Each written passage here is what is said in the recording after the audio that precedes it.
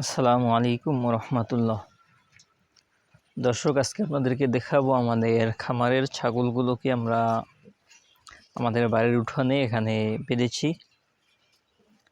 তো মূলত আমাদের এখানে হঠাৎ করে প্রচণ্ড ঝড় তুফানের কারণে আমরা বাহিরে কোলায় অর্থাৎ মাঠে যেখানে ছাগলগুলোকে ঘাস খাওয়াতাম, তো ওখানে পানি উঠে যাওয়ার কারণে ঘাসগুলো পানির ভিতরে ডুবে গিয়েছে। এমনকি পানি এত বেশি পরিমাণে উঠেছে যে কোথাও কোনো ঘাসের অস্তিত্ব বর্তমানে পাওয়া যায় না। তো যতক্ষণ পর্যন্ত পানিটা ভালো ছিল বন্যার, ওখানের কিছু ঘাস আমরা এনে শুকিয়ে এরপরে ছাগলকে খেতে দিয়েছি গত 2-3 দিন যাবৎ। তো এখন বন্যার পানিটা আটকে যাওয়ার কারণে একটু গন্ধ হয়ে গিয়েছে। তো এই সময় এই ঘাসটা একটু বিষাক্ত হয়ে গিয়েছে, তাই যদি ছাগলকে খাওয়ানো হয় তাহলে একটু অসুস্থ হতে পারে। এজন্য আমরা ঘাসটা খাওয়ানো বন্ধ রেখেছি। আর বন্যা থামার পরেও প্রায় গতকালকে পর্যন্ত প্রায় 2 দিন আমরা ঘরেই রেখেছিলাম, সারাদিন 24 ঘন্টা। তো সেখানে একটু ডাকাডাকি বেশি করে ছাগলগুলো, আর বাহিরের আলোটা দেখলে একটু ডাকে, এই জন্য আমরা ওদেরকে বাহিরে নামালাম। তো এই যে দেখেন, আমরা এখানে বাহিরে ব্যবস্থা করে এই যে আমাদের মা ছাগল 3টাকে একসাথে রেখেছি, এবং আমাদের সাগর নদী যে এই পাশে আছে, চাঁদনীলতা ওই পাশে, এবং আমাদের পাঠা যে আছে ওকে আমরা ওই পাশটায় রেখেছি। আর দ্বিতীয়ত, ওদের খাবার জন্য আমরা এখন বর্তমানে যে জিনিসটা ব্যবহার করি, যে আপনারা দেখেন, এই যে আপনারা অনেকেই চিনবেন, এটা হলো মুগ ডাল, যেটা সারা বাংলাদেশের সবাই আপনারা চিনেন।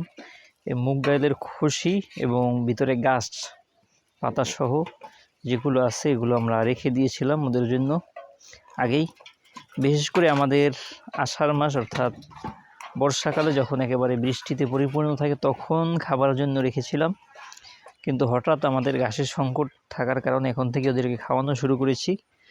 তো সকাল বিকাল আমরা এগুলো খাওয়াই, আর দুপুরে যদি কিছু হালকা ঘাসের সংগ্রহ করা সম্ভব হয় তখন ঘাস খেতে দেই, অথবা গাছের পাতা। তো এখন বর্তমানে 3 বেলা সকাল বিকাল ডালের ভুসি এবং দুপুরে ঘাস অথবা পাতা এগুলো খেয়ে ওরা জীবনযাপন করতেছে। তো হঠাৎ ঘাসের সংকট থাকার কারণে ওদের শরীরও একটু ভেঙে যাইতেছে, এটাই স্বাভাবিক। এই দিনটা একটু সমস্যা। আলহামদুলিল্লাহ, আমরা যে ঘাস লাগিয়েছিলাম সেগুলো অনেকটা ভালো হচ্ছে। হয়তো কয়েক মাস পরেই আমাদের আর ঘাসের সংকটটা থাকবে না আশা করছি। তো দর্শক, এই ছিল আমাদের খামারের অবস্থা। আর দ্বিতীয় আপনাদেরকে আর একটা ভালো সংবাদ দিই, সেটা হলো আমাদের কালুর বাচ্চা হয়েছে।